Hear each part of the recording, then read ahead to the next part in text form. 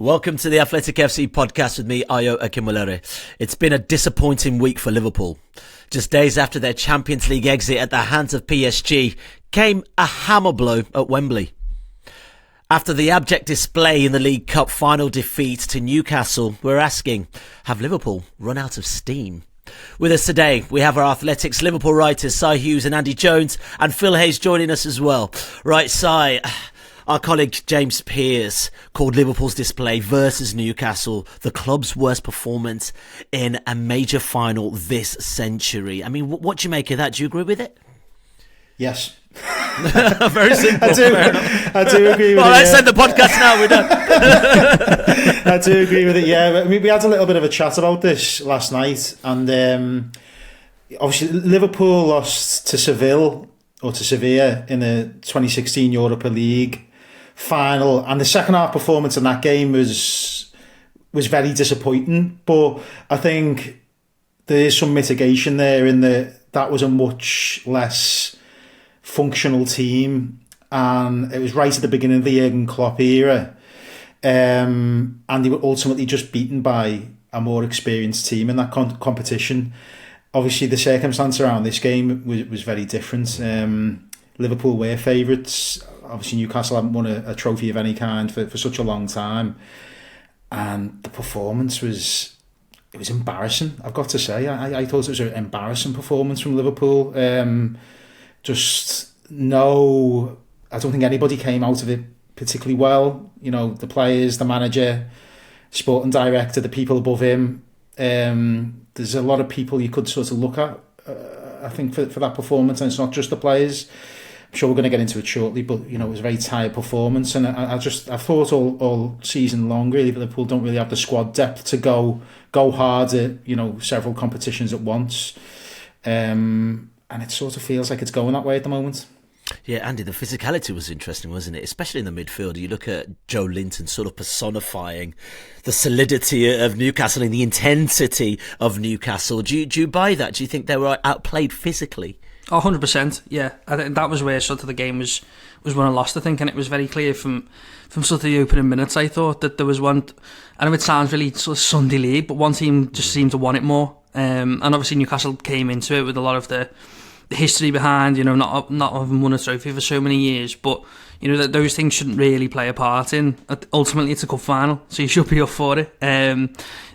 Newcastle midfield had caused Liverpool problems in the 3-3 draw in December, I think it was. That day they'd sort of again, you know, sort of would you better than Liverpool in midfield, and Liverpool really struggled to cope with sort of the intensity of things, and it was very, very similar again, and ultimately then Liverpool fall into the trap of sort of allowing or playing into Newcastle's physical game, if you like. I mean, the amount of aimless balls that Liverpool played forward, particularly in that first half, where you know, Liverpool's forward line isn't exactly the most robust and isn't going to win many headers.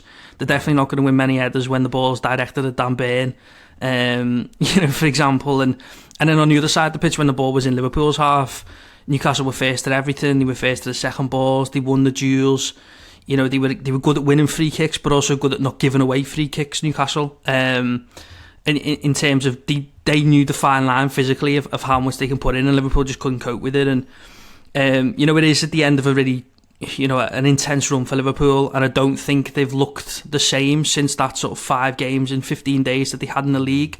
Sort of since then has been the PSG legs, and even though you know the intensity was probably there against PSG on, you know, in the Champions League second leg, they weren't able to maintain it into extra time, and that's when PSG sort of took over the game, and Liverpool in the end were probably happy for the penalties by that point. But I think it sort of fed into that game on Sunday as well, is that ultimately Liverpool didn't look anywhere near ready for the physical challenge that Newcastle were going to pose, and that's what played out in the game.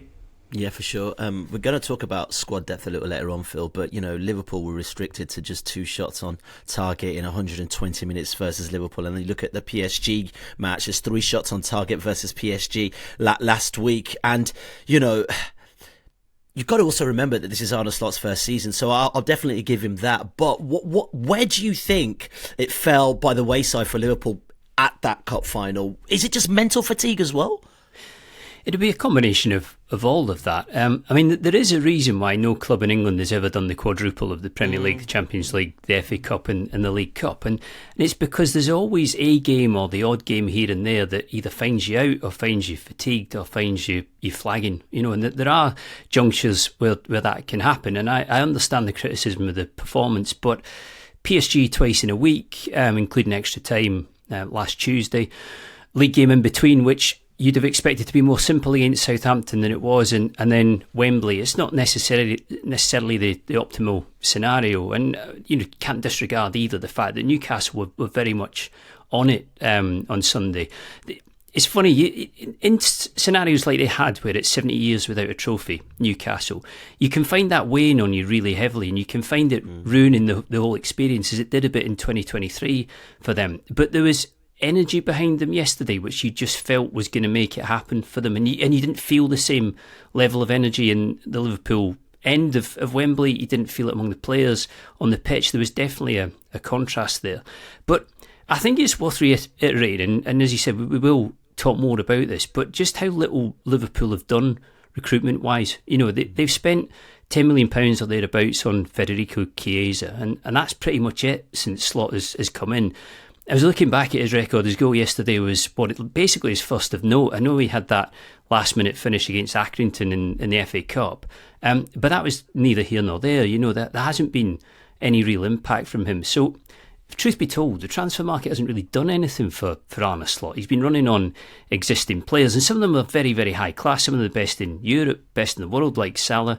But it just felt a little bit like this week was a step too far for them. And okay, it was fine margins against PSG with it being penalty shootout in the end. But PSG were the better team over the two legs. And I think if you go back and watch extra time at Anfield and look for the team who had more vibrancy as that went on, who had more in the legs, who were going forward with a bit more intent, it wasn't Liverpool.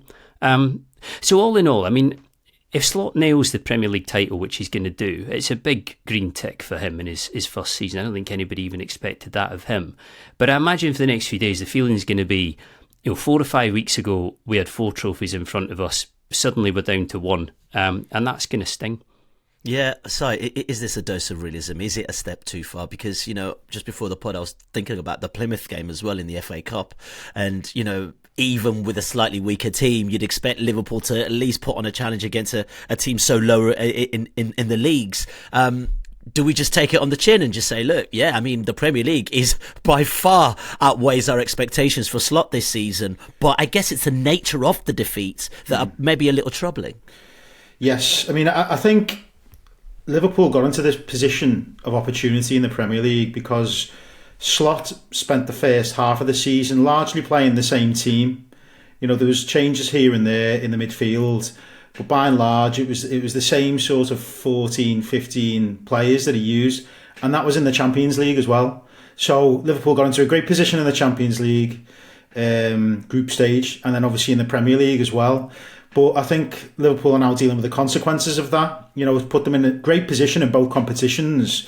But later on in the season, when, suddenly the pressure's really on, it becomes harder to win football matches, particularly, the pressure matches.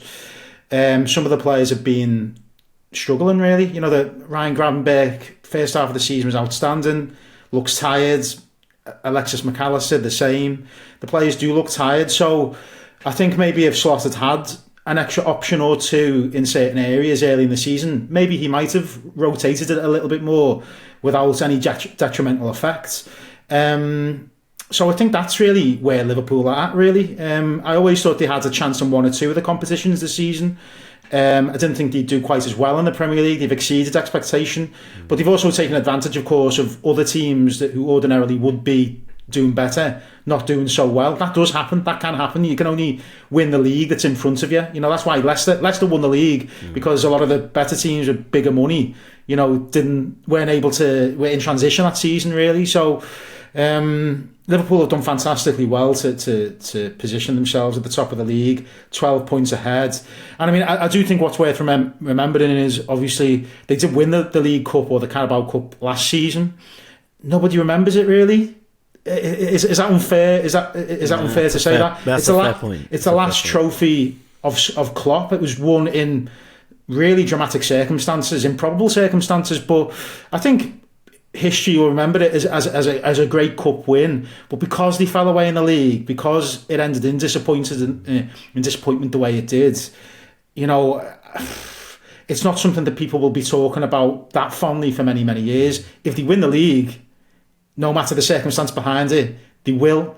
So the achievement of getting them into that position is it's major. It's major, but I think you can still be very disappointed by how Liverpool played. Insipid. They were awful against Newcastle. Newcastle should actually, I think, feel a bit frustrated. They didn't, win by a bigger scoreline because Liverpool were there to be taken.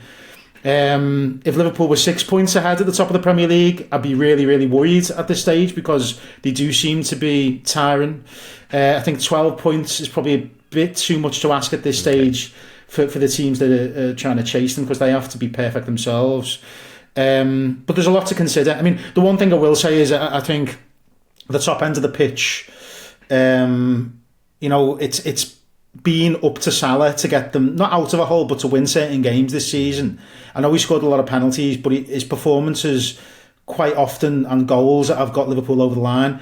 The real disappointment has been the other two players in those forward positions. I think when Liverpool were at the best under Jurgen Klopp, on their day you could rely on Salah, Sadio Mane, Roberto Firmino coming up with a big performance, and if one of those players played well, Liverpool would win the game. Now it's all on Salah. Yeah, that's the one, Andy. Is it all on Salah? Look, I mean, Mohamed Salah's both failed to record a shot and creates a chance for Liverpool in a game in which he has started for only the third time this season. One of those was the first leg of the round of 16 against PSG.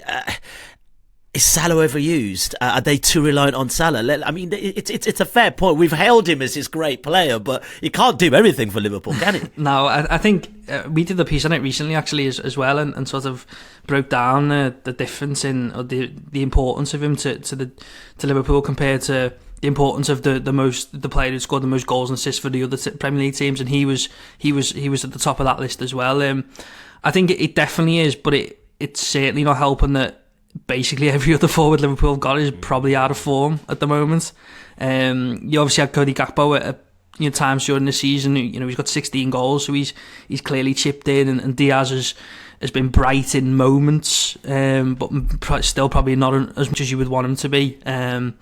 They've also got the number 9 problem, which is becoming a bigger and bigger problem game by game, if you like, and Núñez has always been that problem, if you like, of how do you solve them, and continues to be an unsolved problem, and he can have a moment and then go 10 games without a goal.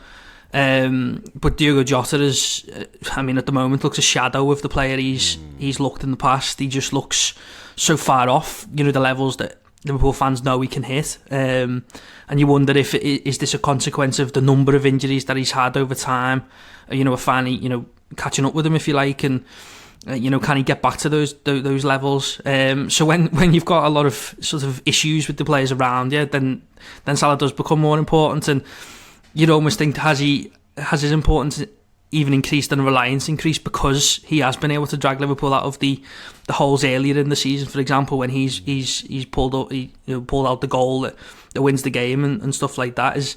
Have they become too reliant as the players? Just General Salah will sort this for us, no problems. We'll just get it to him and it'll be fine.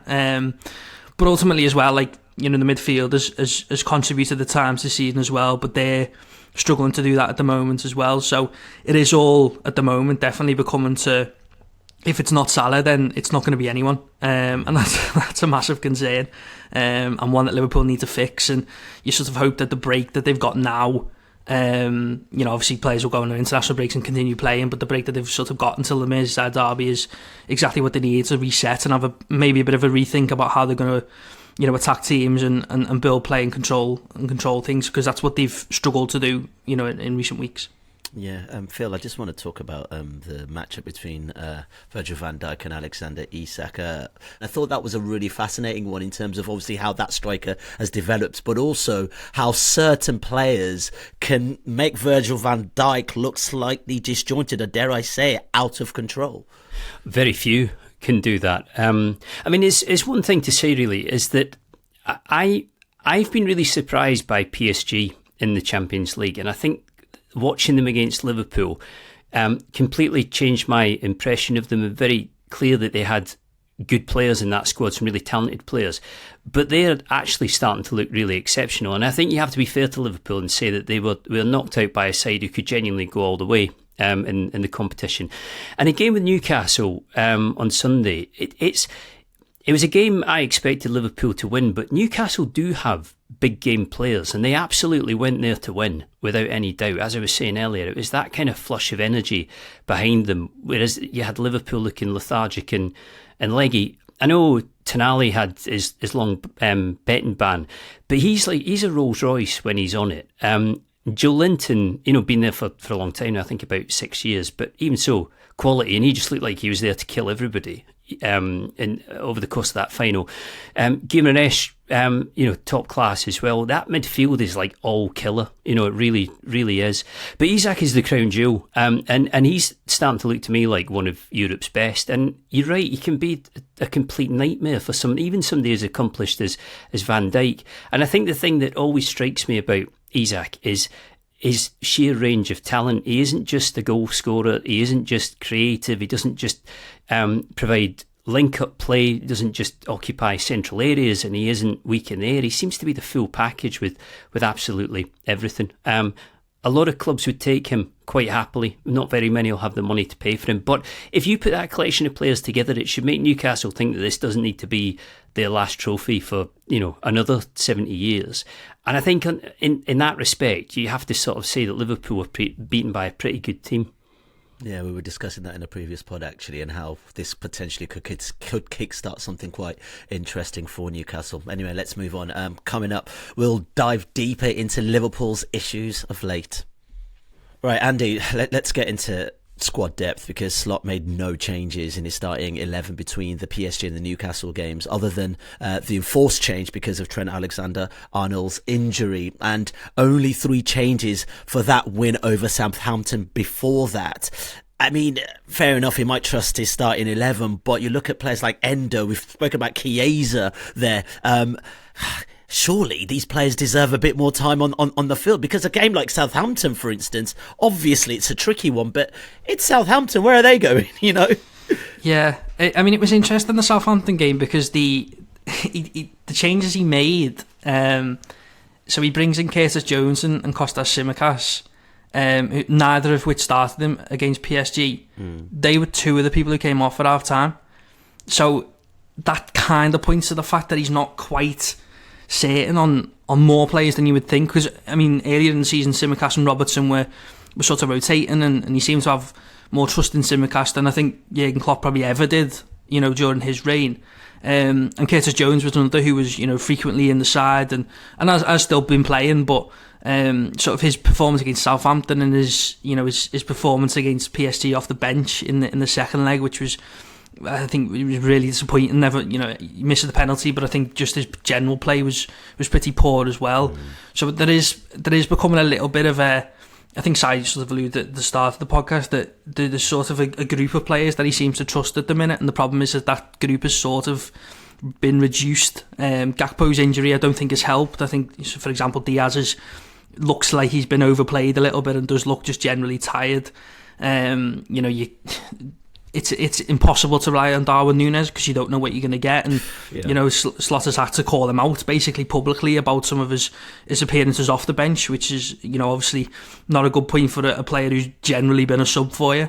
And then sort of like Endo has been really good in that sort of enforcer role, but I just, he's not a slot type of player to be, starting. He's so different to Gravenberch, for example, in that number 6 role. And you probably look at like Harvey Elliott as someone who probably will feel a bit, unfairly done and feel like he should have had more time on the pitch.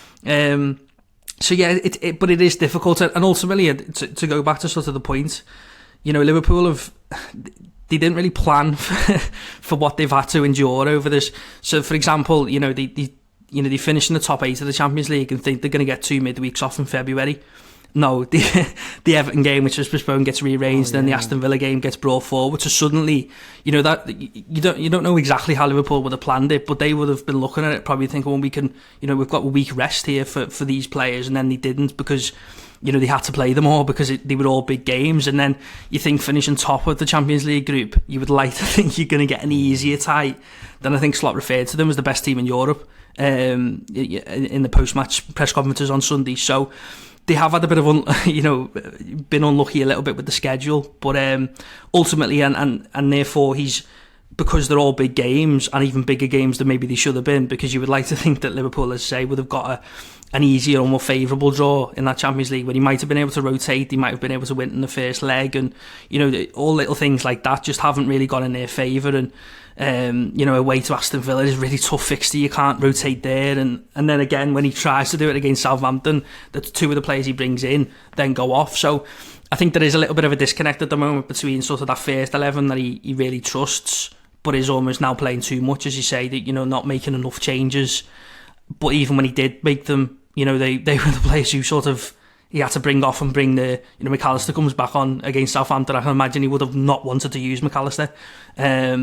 So it's those types of things, and getting the game won. But Liverpool, it was still 2-1 until the 85th minute or something. So again, it's not like they're in a comfortable position on 60 minutes and you can bring 5 players off and put 5 new players on. So it was all these little things have worked against Liverpool a little bit, and that hasn't allowed some of the squad players to play, but also as you mentioned, the Plymouth game, for example, when those squad players did get the chance, they didn't perform, and then it's the kind of trust these players. It's all those things that have worked into it. So there's sort of a number of factors that work into it, and ultimately it's sort of led to a number of players looking knackered, basically, because they've had so many big games and had to play them and keep playing them because that's who Slot wants in his team.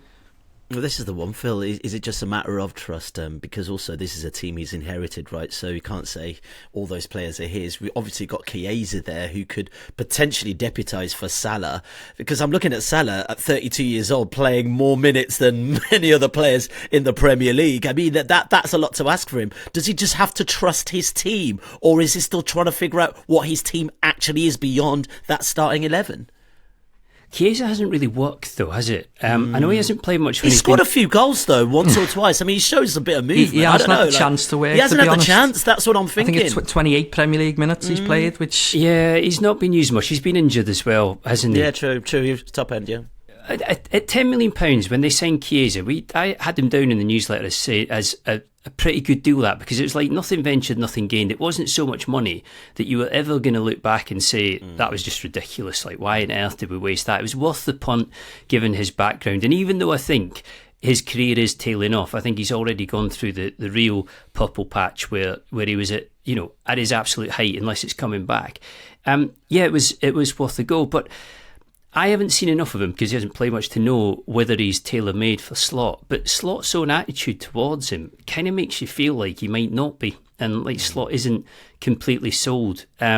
Whatever reason there is for that, it just isn't his go-to man. And I think this is the thing, you see, when it comes round to the summer, and I do think Liverpool will win the title. I think they'll get themselves there, but they can't be as reserved this time round as they were the summer just gone, because the optics of it would be all wrong. Like, I feel like they definitely lose Alexander-Arnold. It's as if the water's flowing to Real Madrid, and that's the way it's going to go. With Salah and Van Dijk, I'm really not sure. It's hard to tell, but when I listen to them speak, they're not really making it sound as if all of this is a charade and they will actually sign and it's just a bit of messing about. I could genuinely see them going as well, depending on what's on the table. So, this is almost where Liverpool might start kind of finding themselves answering for the quiet year that they've had, because the squad does need additions. But before they, even get to the point of making it deeper, they potentially have to fill the gaps left by Alexander-Arnold and Salah and Van Dijk. And that's really difficult. It's expensive and it's going to make it quite a strenuous close season, I think. I mean, they cannot have a window where, say, they lump on Zubimendi says no, and that's it. They've got to get the players that they go after. And you'd sort of naturally think that Slot doing the title in year one paves the way for a little bit of a dynasty or more to come. But I'm not sure it gets easier for him after this summer. I wonder if the opposite is true. I think you're right, Phil. And, within that rebuild to a certain degree, I guess, and the reinforcements actually to add to that, I'm thinking that midfield as well. I mean, it's a very solid midfield, but as we saw with Newcastle yesterday, being out-muscled as well in that respect. Gravenberch has played a lot of football. That guy needs a bit of a rest as well. He's a young lad, do you know what I mean? There's more to do there as well from where I'm standing. Yeah, definitely. It's dead weird, the Liverpool squad, because you can genuinely justify like half of them leaving.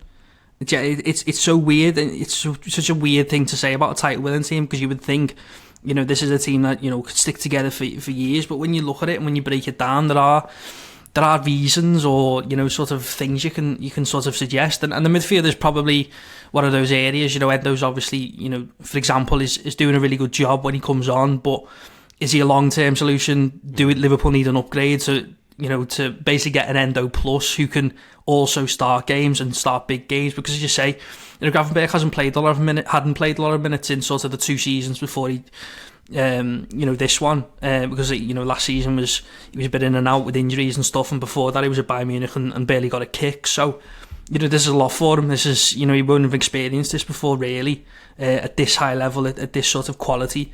In a role that is still somewhat unfamiliar to him, and he's still learning it and still. So yeah, I think the midfield, I mean, ultimately Liverpool thought they needed an extra midfielder at the start of the season.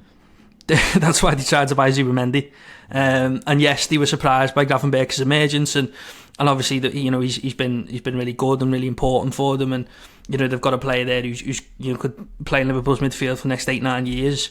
But ultimately, you also need to have players who can come in, and Curtis Jones was probably the best example of that, where he's rotated with Szoboszlai, first half of the season, and Szoboszlai sort of took that next step, if you like, and became a player that became undroppable for Slot. But then Jones hasn't quite worked in that number 8 role in the same way, and at times Liverpool have looked pretty lost in midfield when Alexis McAllister's not been there. So there's become a reliance on those midfielders really, and the backups haven't really been able to stand up. I mean, Elliott just hasn't really had a chance really, but he's very different profile to Szoboszlai, for example, in that number 10 role, and you wonder if he's quite what Slot is exactly looking for in that role, when he sort of favoured Jones over him as well in terms of bigger players, more physical players than Elliott. But yeah, I mean, it raised a few concerns, because it's not the first time I would say that Liverpool's midfield has sort of been overrun. I mean, Newcastle generally have been the ones to do it.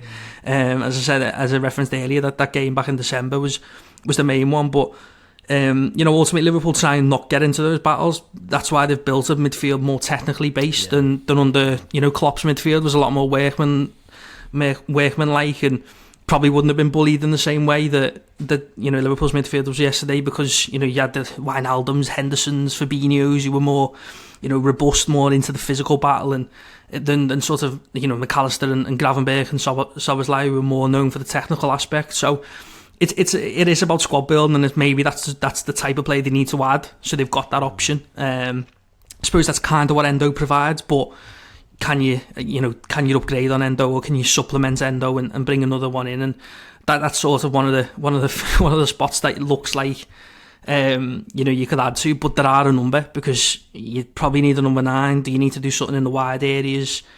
It looks like you're going to have to buy a right back. Left back's been an area that's thought about, so suddenly it's building up. It's become a long list, and it's weird to think about a league title winning side that suddenly they've got so many holes. It's such a weird thing to sort of think about, but that's the trajectory it's going at the minute, because the squad looks like, as the longer it's gone on, has got more and more holes in it. Yeah, this brings up some interesting points, Simon, in terms of what the summer looks like for Liverpool, because Phil also makes a really valid point when he says there's a chance that Van Dijk, Trent Alexander-Arnold and Salah aren't here next season potentially, and we're even talking about trying to reshape this midfield to make it a little bit more physically durable. I mean, Liverpool's summer business could be really, really interesting on who they seem to bring in. Well, it feels like the end of something rather than the beginning of something. When I say the end of the cycle, a lot of the players that have served Liverpool well over a long period of time, possibly coming towards an end. They've obviously brought a goalkeeper in already to supplement Alisson Becker. He's probably one of the few sellable assets who they could make some money on. Because obviously if they lose 3 players who are out of contract, they're saving money on wages, but they're not getting money coming in from transfer fees. I know Liverpool have obviously done very well in the Champions League to win the number of games that they've won, and it's generated quite a lot of revenue already. But getting knocked out by PSG is not helpful for the summer plans, really, because obviously I think Liverpool, certainly at the back end of the group stages, would have envisaged at least getting to the quarterfinals, and then that creates more revenue, and then that gives them more money to put into the pot to sign players. So there's a big balance in that going on financially. I actually thought on Sunday Andy Robertson had a good first half for Liverpool. He was probably one of Liverpool's better players in terms of being up to speed with what was going on around him, but he hasn't had a great season. There's a lot of conversation about his future. Phil obviously mentioned Virgil van Dijk. Ultimately, no deal's been announced, has it? It's a big concern. I don't think Liverpool can replace him, really. I think he is irreplaceable. I think he's still got a few years to go. I can understand the conversation about Alexander Isak had a good game, an outstanding game for Newcastle the other day, but it wasn't just up against Virgil van Dijk. There were other Liverpool defenders that he had joy against.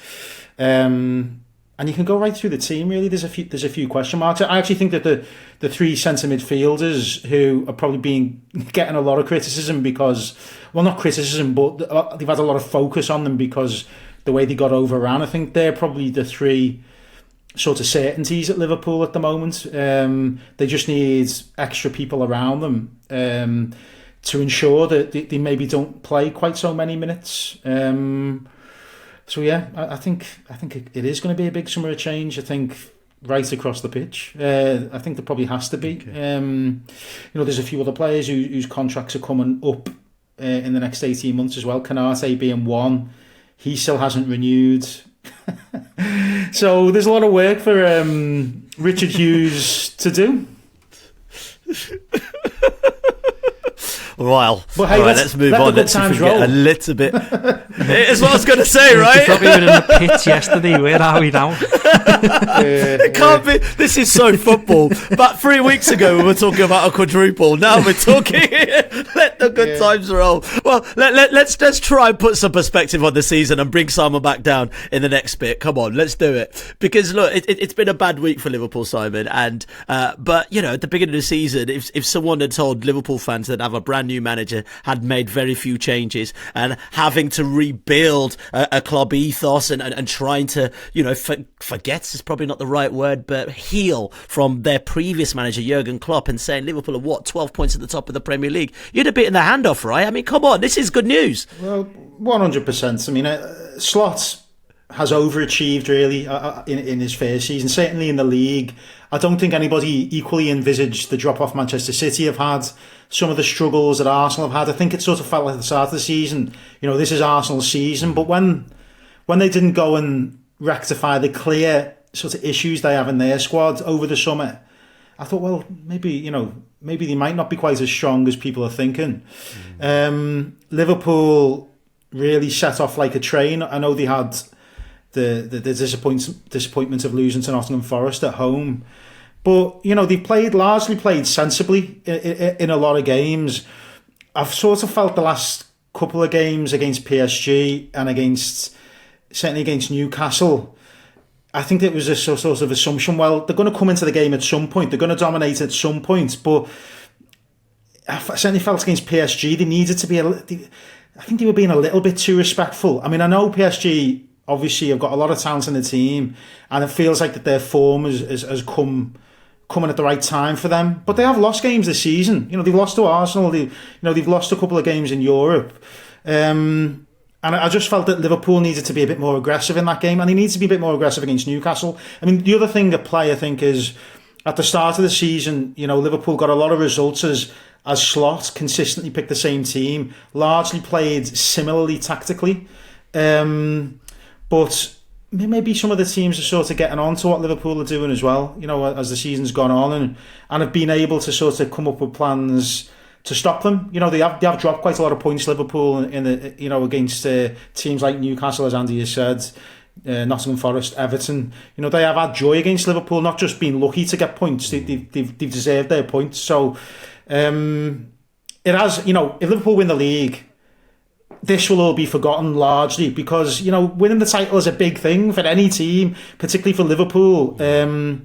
So, you know, I think people are right to enjoy themselves, but I am, you know, I think it is possible to be a bit concerned about what the future holds as well, because it does feel like there's a lot of change potentially around the corner, and usually with change that translates as transition, and transition you tend not to win very much in. Where are you going? Anyway, the end of doom conversation. I was like, where is he going with this? There's train analogies everywhere. I'm not so doomsworthy as an Arsenal fan. I think Liverpool have kind of got this one in the bag. But, you know, there are a few banana skins on the way, really. You've still got Everton when they come back after the international break, you know, a rejuvenated Everton. But it is at Anfield, so you'd expect Liverpool to win that. But away games to Fulham, West Ham, Tottenham still, Chelsea to a certain degree, Brighton, and then obviously Arsenal come to Anfield as well. It's not going to be easy going. No, I think this is quite key for Liverpool now. Is to sort of hit the reset button, and it is important. And I think it almost feels like that Everton game now takes on a bit more of an importance as what performance are we going to get for Liverpool, and how does that shape the coming weeks, I guess. Because what you don't want to do now is start getting, I guess, from Liverpool's perspective, the yips, and suddenly feel like, because it's funny in Liverpool, it's funny in football, isn't it? Is that you can look at a set of fixtures one week and think, oh yeah, Liverpool will breeze through this and have won the league by the end of April. But now you go, oh, well, that looks tricky. That won't be difficult. That won't be easy. That one. So it's funny, and it's just the way football works at times. So ultimately, Liverpool are better than all of the teams that they're going to be playing in the next few games. Obviously, it gets tougher when Tottenham. We've got obviously having their own problems, but we'll come to Anfield and will, I'm sure, cause problems. Chelsea away, Arsenal. There are difficult fixtures in there, of course. But Liverpool have built themselves a gap where essentially they're allowed a couple of slip ups if they need them. Hopefully, they don't. But you know. They've put themselves in such a strong position that it feels like it feels like it's a when, not if, and it's just about keeping their heads at this point. Yeah, they've had a really bad 5 days and they're probably feeling terrible about everything at the moment. But I think at the start, I think it's become very clear that Liverpool's priority was the league, and ultimately that has been the focus all the way through the season. And I'd be amazed if suddenly, you know, what has happened will have knocked them, of course, but that it'll have, you know, such a knock-on effect that it'll sort of derail everything, and everything will go wrong. And I just don't see that happening. It'd be and ultimately Arsenal have got to win every game, and the way Arsenal have been this season, there's no guarantee that that's going to happen. So, and if worse comes to worse, Arsenal have got to come to Liverpool. So Liverpool have got that chance to sort it out. Potential guard of honour there. Potential guard of honour for Arsenal, for Liverpool winning the league potentially, Phil. I mean, look, they've got 2 weeks off now. A bit of a break, bit of a rest. No more competitions that they're in, Phil. This surely can't happen. Liverpool can't let this slip, could they? That was Fight Them on the Beaches from Andy Jones. It was. And bear in mind as well that Arsenal's fixtures are not a dawdle to the end of the season. They've got some difficult games in there. They've also got 2 legs against Real Madrid, which is going to congest things, and Liverpool without that. Andy mentioned pressing the reset button, which is probably what needs to happen to an extent at the moment. The thing I've never been able to work out after 20 years of writing about football is whether the international break ever really lets you do that. You get away from the games, which in some ways is a good way of clearing heads, but players go away for international games. The return schedule tends to be sort of faintly ludicrous sometimes. I was reading something about Barcelona earlier this morning, which was saying that they've had a game scheduled rearranged or scheduled for the day after Recine is supposed to be playing for Brazil against Argentina in South America. So it doesn't always just let you, the idea that everybody gets onto the training pitch and you work en masse and you sort out everything else. For a lot of the international break, half your players aren't there, so you can't do an awful lot with them. But any manager who's worked for any length of time, in the way that Slot has, will have dealt with periods like this before, where it's not going to plan and it's not quite working. And I don't think it'll be anything like crisis mode for Slot at all. I think he'll be confident that they get back on this. And I think the long and short of it is that the gap as it is at the moment is just too big. It's not to say that it can't be overturned, but I don't think it will be. I think one of the significant positive things for Liverpool ahead of the return from international football is there's the FA Cup weekends before it, so they get a little bit more of a break after the international break. You know, in the past, some of the players, particularly Alexis McAllister, flying back from wherever he's been with Argentina, it's invariably a long journey. It's impacted his performance, you know, subsequently. So I think that is a good thing, you know, that Liverpool, they don't go straight into weekend football. They've got a little bit more time to prepare themselves for what's going to be a big Merseyside derby. So I think this is a slightly different international break to others. Usually you come back and you're just straight back in, you know, get back on a Wednesday, probably travelling again on a Friday if you're not at home. You know, Liverpool have got a little bit more time. So I think this is a good time for an international break in terms of the way the schedule's for them. There you go, guys. Simon can do positivity, but he really, really tries. Love it. Gents, thank you so much for your time. Si, Andy and Phil as well. And also thank you guys for watching. Don't forget to like the video and also subscribe to the channel if you haven't already. You can leave us a comment as well. That is it for now. We'll be back soon. If you want to watch more episodes of the show, please subscribe to the channel. We'll be joined by the likes of David Ornstein, Matt Slater, Adam Crafton, Carl Anker, and plenty more through the season. If you'd like to listen to the episodes in full in audio form, search The Athletic FC wherever you get your podcasts from.